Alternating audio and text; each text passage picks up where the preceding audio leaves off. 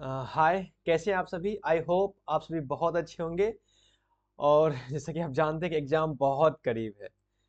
अगर आप देखें तो एग्ज़ाम का कोई ख़ास दिन है नहीं बचा हुआ, एग्ज़ाम बहुत करीब है, इसलिए आप लोग अपनी तैयारी अच्छे से कर रहे होंगे। और हमारे पास कुछ क्वेश्चंस और है जो हम आपके सामने में रखना चाहेंगे। आप जानते हैं इससे पहले कि हमने 30 क्वेश्चंस को एक्सप्लेन हम कर चुके हैं आपके सामने में। ये हम बात कर रहे हैं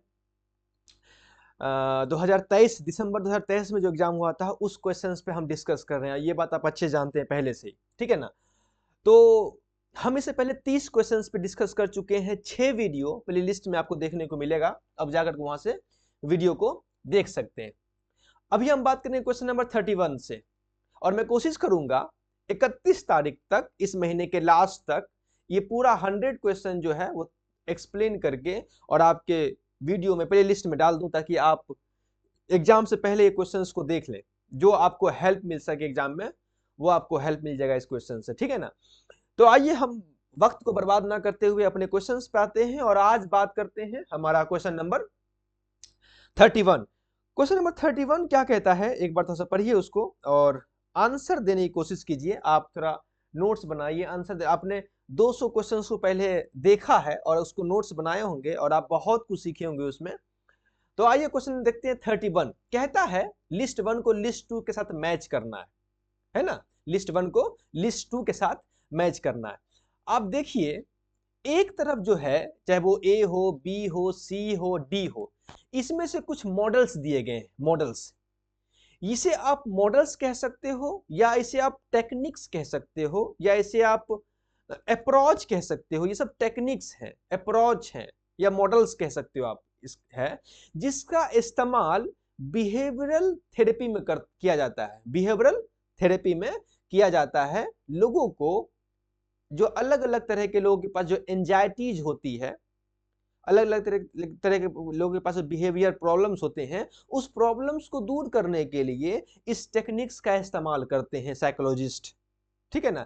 उसमें पहला है एंजाइटी रिडक्शन। ये एक टेक्निक्स है, एंजाइटी रिडक्शन, ये एक टेक्निक्स है।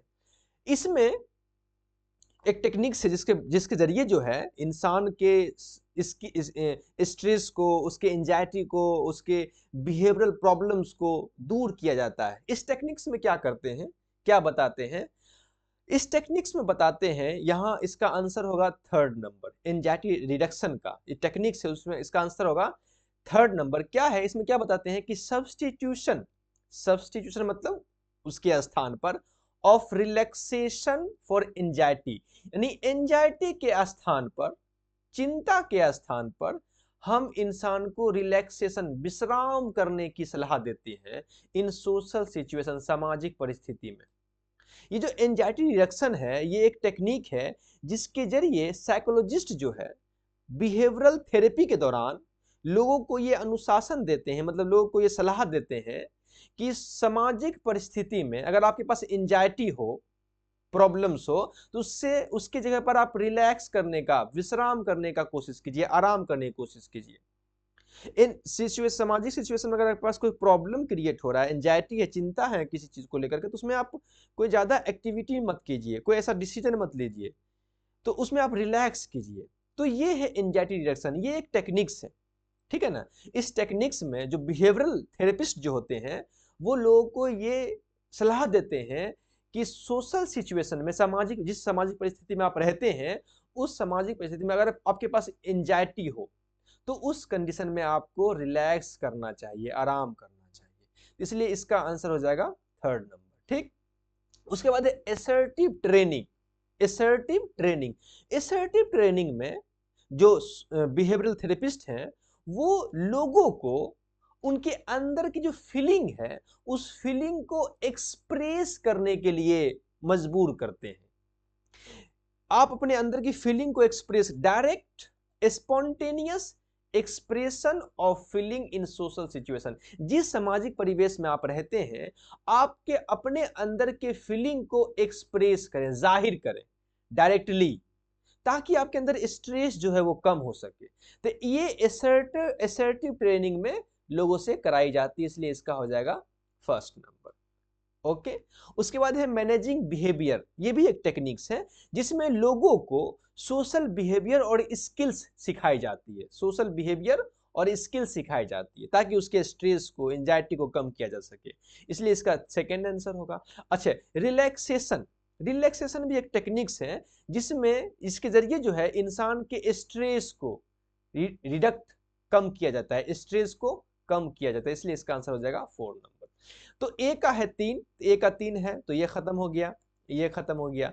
ए का 3 है, अब बी का फर्स्ट है, अब बी का फर्स्ट है, ये बी, इसका मतलब इसका आंसर हो जाएगा सी नंबर। अगर इसको नहीं समझे हैं तो आगे इसको समझ लेते हैं थोड़ा सा अच्छे तरीके से ताकि आपको बात समझ में आ जाए।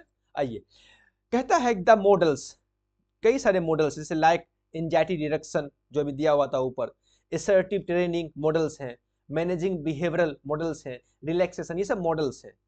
आर ऑल टेक्निक्स, इसे आप मॉडल्स कहिए या टेक्निक्स कहिए या आप इसको अप्रोच कहिए, ये मॉडल्स है या टेक्निक्स है या अप्रोच है। एंजाइटी रिडक्शन हो, असर्टिव ट्रेनिंग हो, मैनेजिंग बिहेवियर हो, रिलैक्सेशन हो, ये सब क्या है? टेक्निक्स है या अप्रोच है। यूज्ड इन बिहेवियरल थेरेपी, इसका इस्तेमाल कहाँ करते हैं? बिहेवियरल थेरेपी में इस्तेमाल करते हैं to address various behavioural issues, अलग अलग तरह के बिहेवियरल इश्यूज को एड्रेस करने के लिए, पहचानने के लिए इसका इस्तेमाल करते हैं हम। सच एज एंजाइटी हो, चाहे वो बिहेवियरल इशू एंजाइटी हो, सोशल स्किल्स डिफिसिट हो या स्ट्रेस मैनेजमेंट, ये सब जो बिहेवियरल इश्यूज हैं, जो स्ट्रेस मैनेजमेंट का हो या सोशल स्किल्स डिफिसिट हो या एंजाइटी हो, इन तमाम तरह के बिहेवियरल इश्यूज, कई तरह के बिहेवियरल इश्यूज हो, उस इश्यूज को एड्रेस करने के लिए या उसको कम करने के लिए हम इन तमाम तरह के टेक्निक्स का इस्तेमाल करते हैं। कौन? एंजाइटी हो, असर्टिव ट्रेनिंग हो, मैनेजिंग बिहेवियरल हो या रिलैक्सेशन हो। इस कहाँ करते हैं? बिहेवियरल थेरेपी में लोग इसका इस्तेमाल करते हैं, ठीक है ना।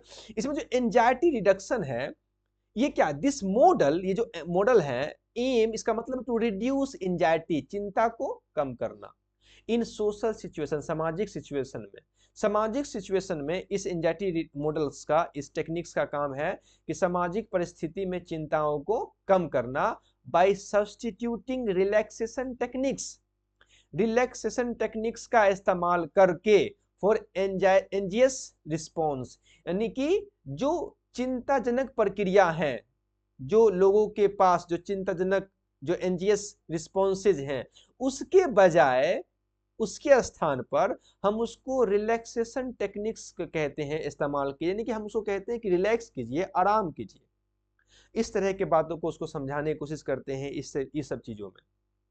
फिर असर्टिव ट्रेनिंग में है ये, this model involves teaching individuals to express their feelings, ये जो मॉडल्स हैं इसका इस्तेमाल जो है किसी इंडिविजुअल को, किसी व्यक्ति को अपने फीलिंग्स को एक्सप्रेस करने के लिए इस्तेमाल किया जाता है। And needs directly and spontaneously, यानी डायरेक्ट हो या सहज रूप से हो, स्पॉन्टेनियसली हो, ऑफन इन सोशल सिचुएशन, सामाजिक परिस्थिति, जो सामाजिक परिस्थिति में वो रहता है, उस सामाजिक परिस्थिति में ही हम उसको सिखाते हैं, टीच करते हैं कि आप अपने फीलिंग को एक्सप्रेस करना सीखिए ताकि आपका एंजाइटी कम हो सके। अच्छा, मैनेजिंग बिहेवियर, इसमें क्या करते हैं इस टेक्निक्स में? दिस मॉडल फोकस, ये जो है फोकस करता है on developing social skills and behaviours, हम लोगों के अंदर सोशल स्किल्स डेवलप करने की कोशिश करते हैं, उसके अंदर एक अच्छा बिहेवियर डेवलप करने की कोशिश करते हैं, सच एज, जैसे कि expressing feelings and needs directly and respectfully, यानी कि ऐसा बिहेवियर, ऐसा सोशल स्किल्स डेवलप कीजिए ताकि वो अपने फीलिंग को एक्सप्रेस कर सके, डायरेक्टली एक्सप्रेस कर सके और सम्मान पूर्वक, रिस्पेक्टफुली एक्सप्रेस कर सके। तो इसमें जो है मैनेजिंग बिहेवियर में खास तौर से हम सोशल स्किल्स और बिहेवियर डेवलप करने की कोशिश करते हैं, ठीक है ना। और रिलैक्सेशन क्या है? रिलैक्सेशन जो टेक्निक है जिसमें इस मॉडल में इसका एम है टू रिड्यूस स्ट्रेस, स्ट्रेस को कम करना एंड प्रमोट करना रिलैक्सेशन, और विश्राम, रिलैक्सेशन को प्रमोट करना, often through techniques such as deep breathing. इसमें कौन कौन से टेक्निक का इस्तेमाल करते हैं? डीप ब्रीथिंग, यानी गहरी सांस लेने का। हम कहते हैं कि गहरी, रिलैक्सेशन में आप देखते होंगे कई सारे जगह पर योग कराई जाती है योग, और उस योग में डीप ब्रीथिंग कहता है लंबी सांस लेने के लिए, कहते हैं प्रोग्रेसिव मसल्स रिलैक्सेशन यानी कि अपने बॉडी के मसल्स को आराम देने दीजिए, एंड विजुअलाइजेशन और दृश्य विजुअलाइज कीजिए चीजों को, विजुअलाइज कीजिए। तो ये क्या है, ये है रिलैक्सेशन टेक्निक्स जिसके जरिए हम रिड्यूस करते हैं स्ट्रेस को। तो ये सब कुछ टेक्निक्स हैं जिसका इस्तेमाल करके जो थेरेपिस्ट होते हैं वो इंसान के एंजाइटी को, स्ट्रेस को कम करने की कोशिश करते हैं, ठीक है ना। तो अब ये है, तो इसीलिए यहाँ लिखा हुआ है कि एंजाइटी रिडक्शन में हम जो है सामाजिक सिचुएशन में लोगों को एंजाइटी जब होती है तो हम उसको कहते हैं कि रिलैक्स करने के लिए, आराम करने के लिए। असर्टिव ट्रेनिंग में हम लोगों को उसके अंदर की फीलिंग को एक्सप्रेस करने के लिए सिखाते हैं। मैनेजिंग बिहेवियर में हम लोगों को सोशल बिहेवियर या स्किल सिखाते हैं, और रिलैक्सेशन में हम उसको स्ट्रेस को कम करना सिखाते हैं। तो ये टेक्निक्स हैं। आई होप आप बात को समझ गए होंगे, इसलिए इसका आंसर हो जाएगा सी नंबर, ठीक है ना। ए का थर्ड हो जाएगा, बी का फर्स्ट हो जाएगा, और सी का सेकेंड हो जाएगा, और डी का फोर्थ हो जाएगा। Okay, question number 32।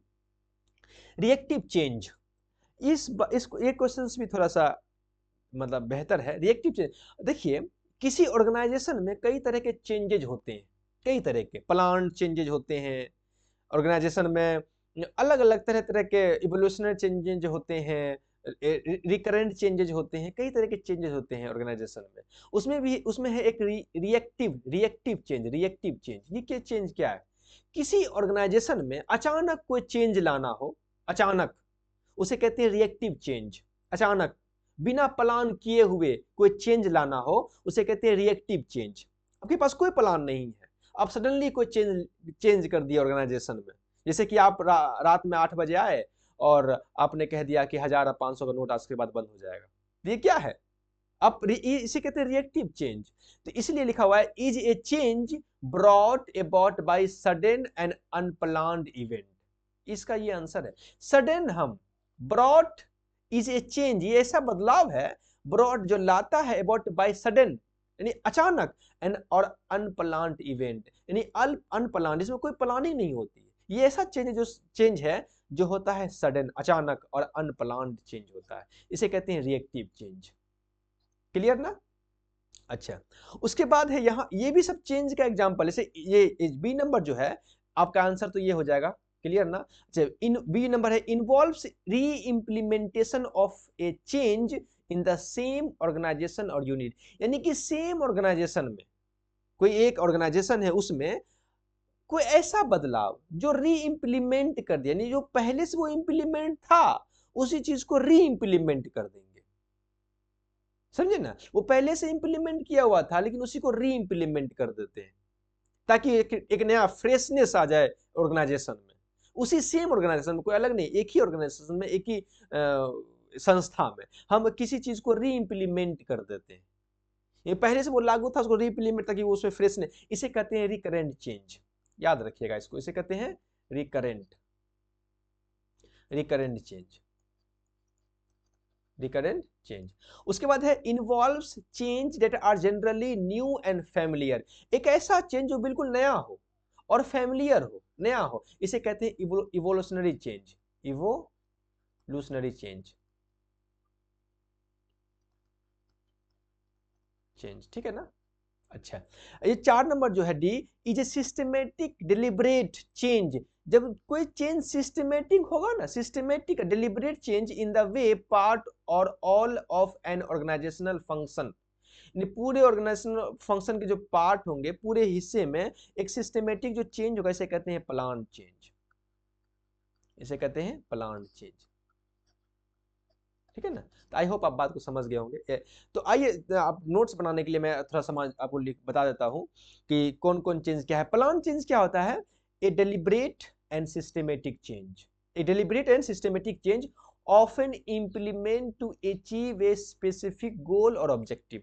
एक डेलिब्रेट चेंज, एक सिस्टमेटिक चेंज जो हमेशा ऑफन इंप्लीमेंट, हमेशा इस्तेमाल इसलिए इंप्लीमेंट किया जाता है ताकि हम कोई एक स्पेसिफिक गोल या ऑब्जेक्टिव को अचीव कर सके। ठीक है। उसके बाद रिएक्टिव चेंज, जैसे कि बताया गया है, reactive change a change made in response to an unexpected event, crisis और प्रेशर। कोई अगर अनएक्सपेक्टेड इवेंट हो, कोई अगर क्राइसिस हो, कोई अगर प्रेशर हो, तो उसमें जो है हम जो चेंज करते हैं उससे कहते हैं reactive change. This type of change is often unplanned, ऐसा चेंज में कोई प्लानिंग नहीं होता है, एंड इम्प्लीमेंटेड क्विकली, क्विकली इसको इम्प्लीमेंट किया जाता है टू एड्रेस स्पेसिफिक इशूज और प्रॉब्लम्स। कोई स्पेसिफिक इशू को, कोई स्पेसिफिक प्रॉब्लम को एड्रेस करने के लिए, उसको हासिल करने के लिए, उसको बेहतर करने के लिए हम इस तरह के चेंज करते हैं, उसे कहते हैं रिएक्टिव चेंज। और रिकरेंट चेंज होता है, recurrent change. Recurrent change refers to a type of change that involves the repeated implementation of a change in the same organization or unit। किसी सेम ऑर्गेनाइजेशन में, किसी सेम यूनिट में हम कोई change को repeat करते हैं, बार बार उसी को इस्तेमाल करते हैं, रिपीटेड चेंज, या री इम्प्लीमेंट चेंज करते हैं, चीजों को री इम्प्लीमेंट करते हैं, उसे कहते हैं रिकरेंट चेंज। इवोल्यूशनरी चेंज होता है, evolutionary change involves introducing new elements. जब हम कोई नया एलिमेंट्स इंट्रोड्यूस करते हैं, नया एलिमेंट्स लाते हैं, या नया मॉडिफिकेशन करते हैं टू एग्जिस्टिंग प्रोसेस, जो एग्जिस्टिंग प्रोसेस है, जो चीजें पहले से लागू है, उसमें हम नया मॉडिफिकेशन करते हैं, नया एलिमेंट इंट्रोड्यूस करते हैं सिस्टम्स और स्ट्रक्चर में। जो आपके पास सिस्टम है, जो आपके पास स्ट्रक्चर है, उसमें अगर ऐसा करते हैं उसे कहते हैं इवोल्यूशनरी चेंज। एक है transformational change. Transformational change, transformational change में हम पता है क्या करते हैं कि पूरी की पूरी ऑर्गेनाइजेशन को ट्रांसफॉर्म कर देते हैं, पूरी ऑर्गेनाइजेशन को बदल देते हैं। A radical and fundamental change often involving a significant shift in a organisational structure, culture, strategy and operation. कोई जो ऑर्गेनाइजेशन है, उस ऑर्गेनाइजेशन को पूरा पूरा ट्रांसफॉर्म कर देना, फंडामेंटल चेंज उसे कहते हैं। पूरा उसको ट्रांसफॉर्म कर देना, पूरी तरह से उसको बदल देना, चाहे उसके कल्चर को बदल देना, चाहे उसके स्ट्रेटजी को, चाहे उसके ऑपरेशन को पूरी तरह से बदल देना, उसे कहते हैं ट्रांसफॉर्मेशनल चेंज। तो इस तरह के कुछ चेंज है जो हम किसी ऑर्गेनाइजेशन में करते हैं, जो आपके सामने में कुछ खास तरह के चेंजेज जो है जो रख दिया गया है। इसलिए इसका जो आंसर रिएक्टिव चेंज जो है, वो चेंज जो सडन, अचानक हो, अचानक और अनप्लान्ड हो, इसे कहते हैं रिएक्टिव चेंज। बाकी इन लोगों के बारे में मैंने आपको बता दिया है, आप लिख लेंगे, ठीक है ना। आइए क्वेश्चन नंबर 33 देखते हैं। 33 कहता है the type of planning techniques are. अब देखिए, हम किसी ऑर्गेनाइजेशन में जो प्लानिंग करते हैं, कोई ऑर्गेनाइजेशन है, कोई संस्था है, उसमें जो प्लानिंग करते हैं, तो उस प्लानिंग के भी कई तरह के प्लानिंग होते हैं, कई तरह के प्लानिंग होते हैं। The type of planning techniques, उस प्लानिंग के कई सारे टेक्निक्स होते हैं जिसका इस्तेमाल किसी ऑर्गेनाइजेशन में किया जाता है। तो यहां जो है, जो क्रिटिकल पाथ मेथड है, ये भी एक टेक्निक है प्लानिंग का। कॉस्ट बेनिफिट एनालिसिस जो है, ये भी एक टेक्निक है प्लानिंग का। Planning, programming and budgeting system, ये भी एक टेक्निक है प्लानिंग का। और प्रोग्राम इवेल्युएशन रिव्यू टेक्निक, ये भी एक टेक्निक है प्लानिंग का। इसलिए इसका आंसर हो जाएगा ए, बी, सी और ई। ए, बी, सी और ई, और इसमें ए, बी, सी, ई कहीं नहीं दिया हुआ है, इसलिए ये जो है ऑप्शन, इसमें कोई नहीं ऑप्शन होगा। इसका आंसर होगा ए, बी, सी और ई। और जो मैनेजरियल क्वालिटी है, ये एक प्लानिंग टेक्निक नहीं है, दरअसल ये एक क्वालिटी है, गुण है, स्किल्स है, जो किसी ऑर्गेनाइजेशन में जो मैनेजर्स हैं, जो लोग हैं, उनके पास होना चाहिए। तो ये नहीं होगा, इसलिए इसका आंसर ये होगा ये और ये और ये और ये नहीं। आपका आंसर होगा ए, बी, सी और ई, ठीक है ना। आइए इसको समझ लेते हैं अच्छे तरीके से। क्रिटिकल पाथ मेथड, CPM, जो क्रिटिकल पाथ मेथड है, is a step by step project management technique. ये क्रिटिकल पाथ, देखिए पाथ जुड़ा हुआ है, एक पाथ है यहाँ पर, पाथ जुड़ा हुआ है, इसलिए ये step by step project management technique है for processing planning that help, planning को प्रोसेस करने के लिए, प्लानिंग को प्रोसेस करने के लिए ये एक step by step project management technique है। ये हेल्प करता है इंश्योर करने के लिए, यानी ये इंश्योर करने के लिए project are completed on time and within budget, यानी बजट के अंदर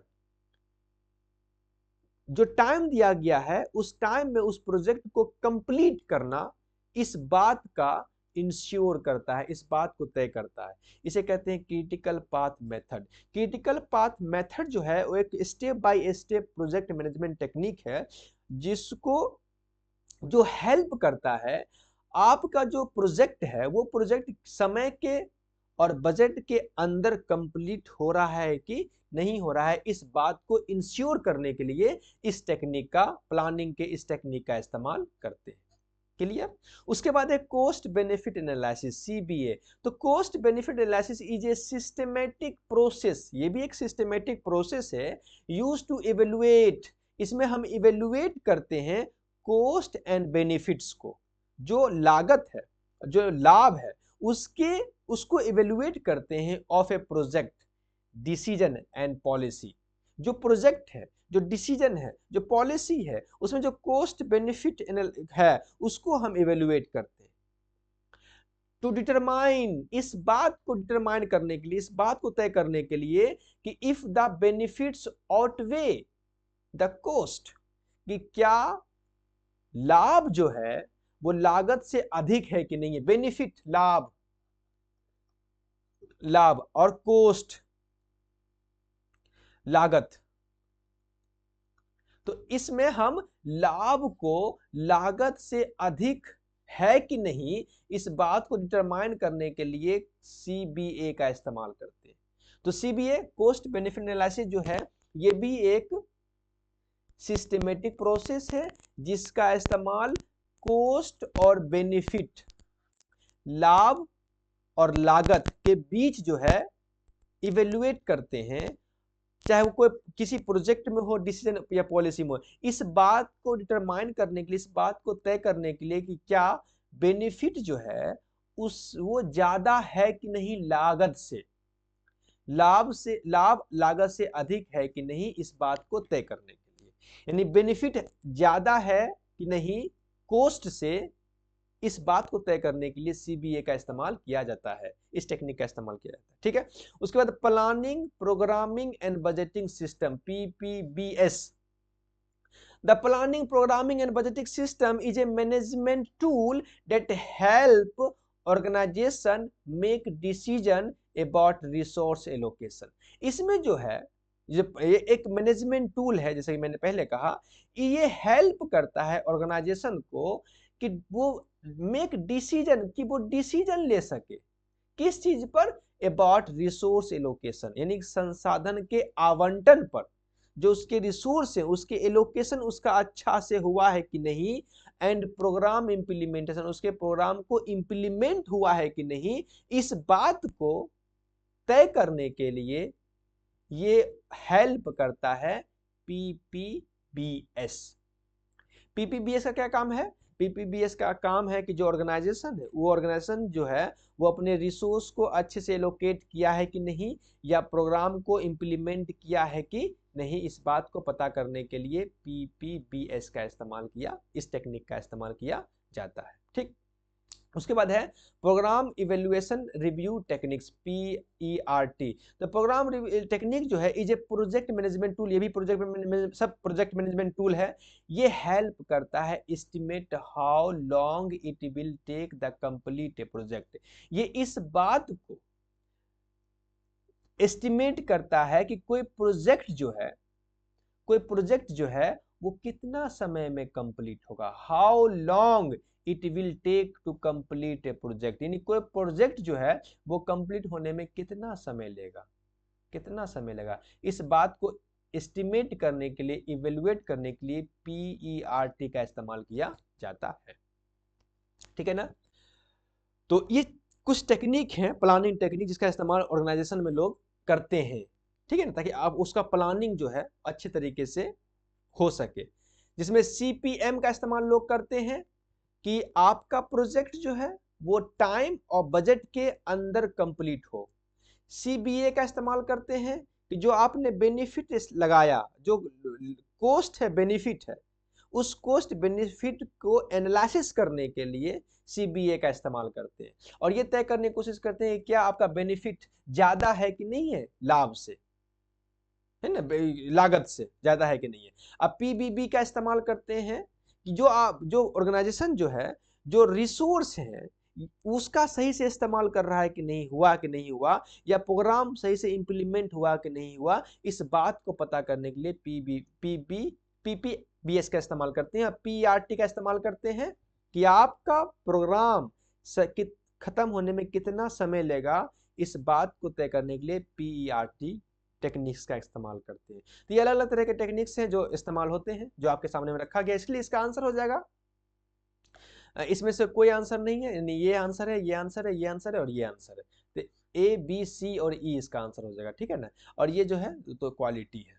आइए क्वेश्चन नंबर 34 देख लेते हैं।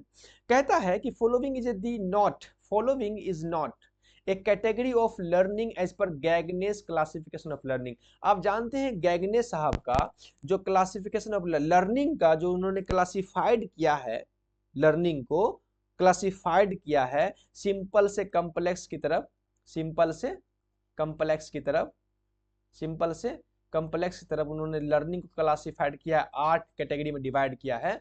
उसमें बोलता है कि कौन सा कैटेगरी नहीं है, इसमें से कौन सा कैटेगरी नहीं है। स्टिमुलस रिस्पॉन्स है, चेन लर्निंग है, एडिशनल लर्निंग ये नहीं है, और वर्बल एसोसिएटिव लर्निंग है, तो ये नहीं है सी नंबर, ठीक है ना। तो ये आपका आंसर हो जाएगा 34 के सी नंबर, ये नहीं है।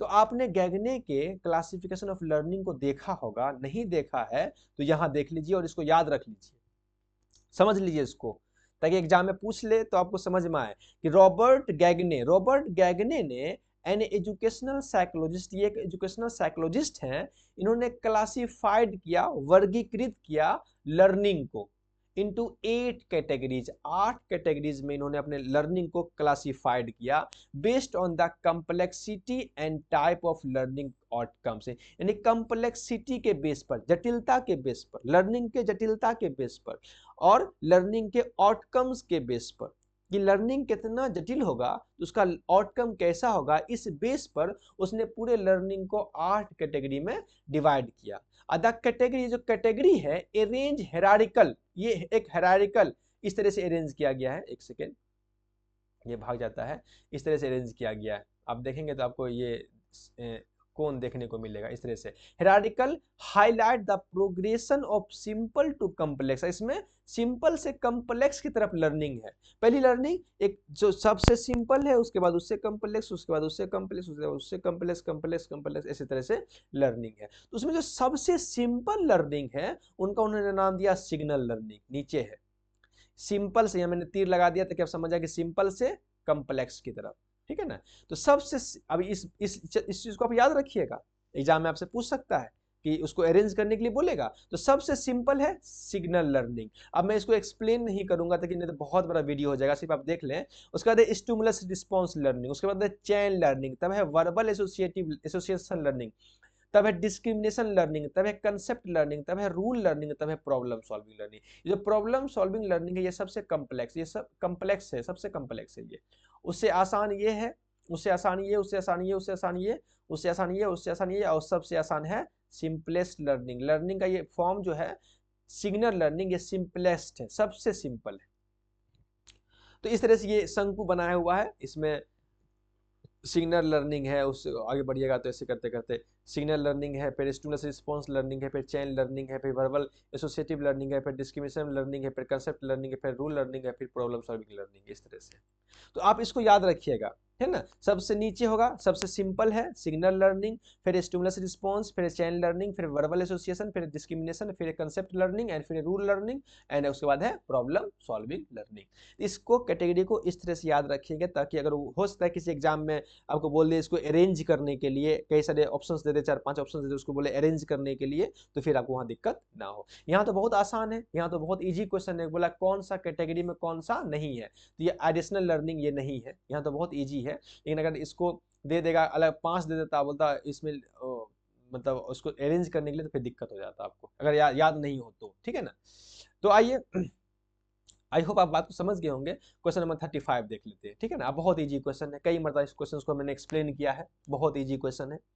कहता था करेक्ट सीक्वेंस, जो करेक्ट सीक्वेंस क्या है of the following educational commissions in post independence, post independence मतलब आज़ादी 1947 के बाद जो अलग अलग तरह के कमीशंस बने हैं, एजुकेशन कमीशंस बने हैं, उसके करेक्ट सीक्वेंस क्या है। तो सबसे पहले क्या बना था आपको पता है कि सबसे पहले जो बना हुआ है वो बना हुआ है यूनिवर्सिटी एजुकेशन कमीशन 1948 में, ठीक है। उसके बाद क्या बना, उसके बाद बना सेकेंडरी एजुकेशन कमीशन 1952 में, ठीक है। तो ये हो गया फर्स्ट नंबर, ये हो गया सेकेंड नंबर। उसके बाद क्या बना, उसके बाद बन गया आपको कोठारी कमीशन 1964 में, थर्ड नंबर ये हो गया। उसके बाद क्या बना, उसके बाद बना नेशनल कमीशन ऑन टीचर 1983 में, आई होप, हाँ 4 नंबर यही होगा। उसके बाद आचार्य राममूर्ति कमीशन बन गया 1990 में, हाँ ये हो गया 5 नंबर। तो यही ऐसे हो गया इजी में। तो एक हो गया D number first, D number यहाँ आ गया। उसके बाद है डी के बाद हो गया ए हो गया यहाँ, यानी ये आंसर होगा आपका। आई होप आप बात समझ गए, बहुत इजी है, बात समझ गए होंगे कि सबसे पहले बना यूनिवर्सिटी एजुकेशन कमीशन 1948 में, 1948 से 49 तक, ऐसे 46 है शायद, आई होप 46 से 7, हाँ 46 से 7 ही होगा, ऐसे ही है। उसके बाद बाकी सब जानते हैं। आइए इसको समझ लेते हैं थोड़ा सा। हर क्वेश्चन से कुछ न कुछ एक्स्ट्रा सीखने की कोशिश करते हैं, ये मेरा फोकस है, ये मेरा उद्देश्य है, ठीक है ना। एक्स्ट्रा सीखने की कोशिश करते हैं। जैसे कि यूनिवर्सिटी एजुकेशन कमीशन बना 1948 से 49 में, इसके जो चेयरपर्सन थे वो थे doctor S Radha Krishnan. Doctor S Radha, इस बात को याद रखिएगा, क्वेश्चन पूछा कई बार पूछा गया है, डॉक्टर एस राधा कृष्णन। अच्छा, अब यही बात समझ लीजिए कि यूनिवर्सिटी एजुकेशन कमीशन है, इसका जो फोकस, मेन फोकस क्या है, इस कमीशन का मेन फोकस क्या है। इस कमीशन का मेन फोकस था हायर एजुकेशन को लेकर के, हायर एजुकेशन को लेकर के। इतना ये एक एक्स्ट्रा बात सीखने की कोशिश कीजिए कि यूनिवर्सिटी एजुकेशन कमीशन जो 1948 से 49 में बना था, उसके जो चेयरपर्सन थे डॉक्टर एस राधा कृष्णन, ये कमीशन का जो फोकस था वो था हायर एजुकेशन से रिलेटेड, ठीक है ना। अच्छा, सेकेंडरी एजुकेशन कमीशन 1952 से 53 में जो बना था, उसके जो चेयरपर्सन थे उसका नाम था डॉक्टर लक्ष्मण स्वामी मुदलियार। अब जानते हैं डॉक्टर लक्ष्मण स्वामी मुदलियार, इसलिए इसको मुदलियार कमीशन के नाम से भी जाना जाता है। इस कमीशन का जो कंसंट्रेशन था, जो फोकस था, वो था सेकेंडरी एजुकेशन पर। ये बात याद रखिएगा, सेकेंडरी एजुकेशन पर, ठीक है ना। अच्छा, कोठारी कमीशन 1964 से 66, ऑफिशियली नोन एज द, इसे एजुकेशन कमीशन के नाम से भी जाना जाता है। It was chaired by doctor Daulat Singh Kothari. इसके जो चेयरपर्सन थे डॉक्टर दौलत सिंह कोठारी थे। और ये एक ऐसा कमीशन था, कोठारी कमीशन, जिसका जो फोकस था वो एक कंप्रीहेंसिव फोकस था। ब्लूप्रिंट इसका जो कम, यानी ये यूनिवर्सिटी में भी बात किया, सेकेंडरी, यानी पूरा कंप्रीहेंसिव ब्लूप्रिंट था इसका। Provide a comprehensive blueprint for education in India. जो इंडिया में जो एजुकेशन है उस पूरे, बहुत पूरे एजुकेशन से पूरे पहलू पर, पूरे एस्पेक्ट पे इन्होंने बात की, चाहे वो यूनिवर्सिटी एस्पेक्ट हो या सेकेंडरी हो या प्राइमरी, वट जो भी हो। इसलिए इनकी जो ब्लूप्रिंट है वो कंप्रीहेंसिव है, ठीक है ना। उसका national commission on teacher 1983 to 85, national commission on teacher 1983 to 85, the commission was headed by professor DP Chattopadhyay. याद रखिएगा इस बात को, जो नेशनल कमीशन ऑन टीचर था, इनको जो हेड किया था, इनके जो चेयरपर्सन थे वो डीपी चट्टोपाध्याय थे। एक मतलब क्वेश्चन एग्जाम में पूछा गया है, ठीक है ना। This commission was established by the government of India to review the status of teachers and teaching condition in India। इसका जो नेशनल कमीशन ऑन टीचर का जो फोकस था, वो फोकस था कि टीचर के स्टेटस को पता करना, समझना, और जो टीचिंग कंडीशन है इंडिया का उसको समझना, इसका इस पे फोकस था, ठीक है ना। उसके आचार्य राममूर्ति कमेटी जो है 1990 बना 1990 में। इस कमेटी का जो फोकस था, इसका जो फोकस था वो फोकस था restructuring and reorganising of education, और एजुकेशन को रीस्ट्रक्ट करना और उसको फिर रीऑर्गेनाइज करना, इसका ये फोकस था। तो इसमें हमने चीज सीखा, जो अलग अलग यूनिवर्सिटी है, जो कमीशंस हैं, उसका जो मेन फोकस क्या था, इस बात को ध्यान में रखिएगा। कई जगह मिलाने वाले क्वेश्चन एग्जाम में, मतलब मैच करने वाले में इस तरह की बातों को दे दी जाती है, एग्जाम में दिया गया है, पीछे मैंने इसको एक्सप्लेन भी किया है, ठीक है ना। तो इस तरह से इसका आंसर हो जाएगा आपका ए नंबर, ठीक है। पहला हो जाएगा आपको यूनिवर्सिटी कमीशन फर्स्ट नंबर, और उसका सेकंड हो जाएगा ये, उसके बाद थर्ड हो जाएगा आपको ये, फोर्थ हो जाएगा आपको ये, और फिफ्थ हो जाएगा आपको ये। ओके, आई होप आप बात को समझ गए होंगे, चीज़ों को सीखे होंगे। मिलते हैं नेक्स्ट वीडियो में, क्योंकि हम एक वीडियो में 5 क्वेश्चन पे भी बात करते हैं।